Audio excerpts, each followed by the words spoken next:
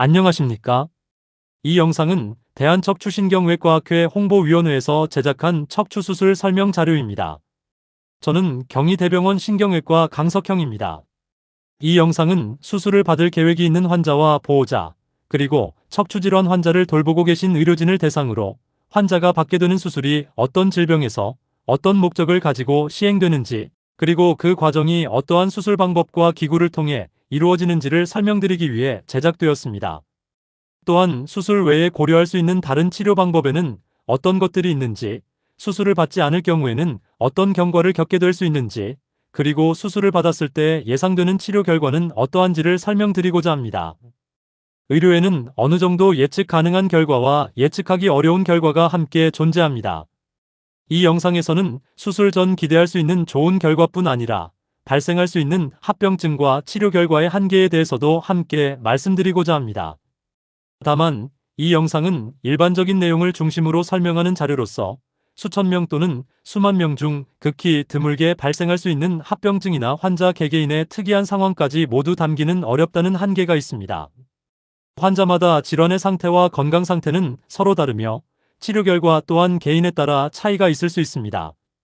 이 영상은 이러한 한계를 전제로 수술을 앞둔 환자와 의료진이 신뢰관계를 형성하는 데 도움을 드리기 위한 자료입니다. 영상의 내용을 참고하되 반드시 담당 의료진과 충분한 상담을 통해 치료 방법을 결정하시기 바랍니다.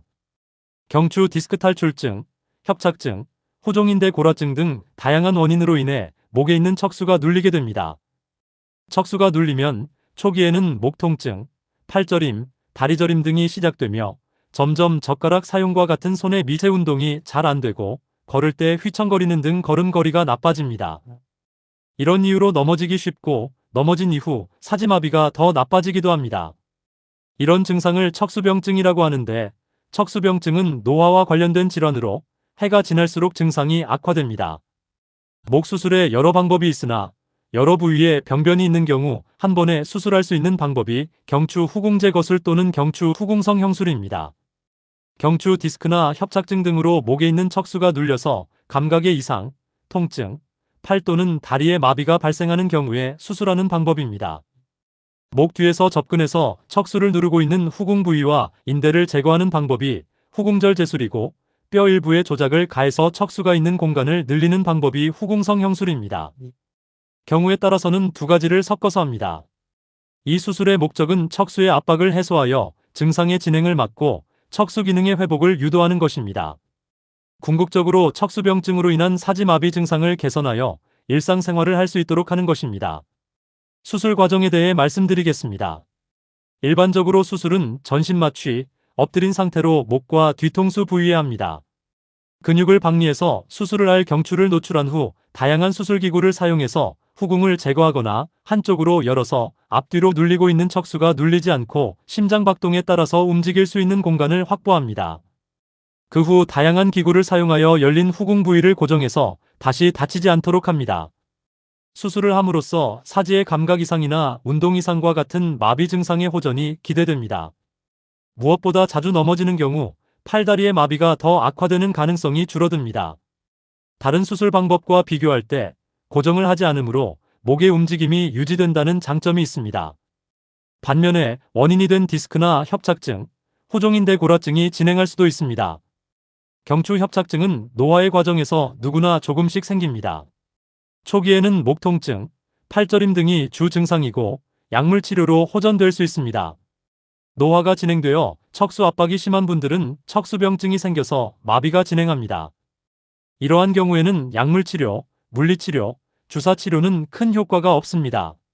노화는 계속 진행하기 때문에 3 내지 5년 정도 지나면 20%에서 60%의 환자가 증상이 악화된다고 합니다.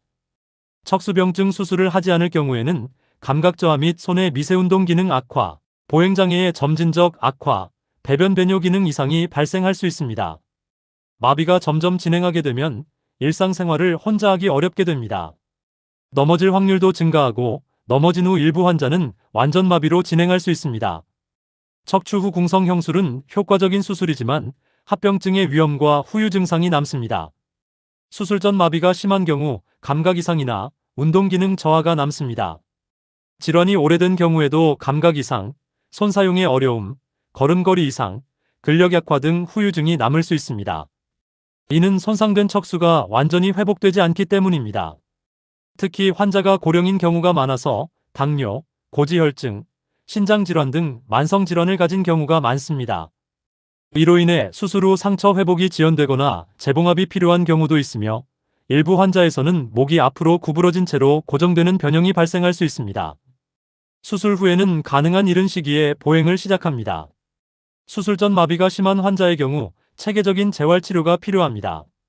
경추 후궁제거술, 후궁성형술은 경추의 여러 부위에서 척수가 눌려 감압수술이 필요할 때 하는 수술입니다.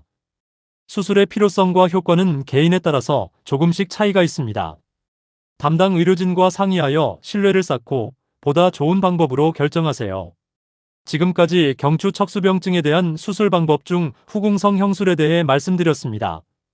빨리 나으셔서 일상생활로 복귀하시길 바라겠습니다. 감사합니다.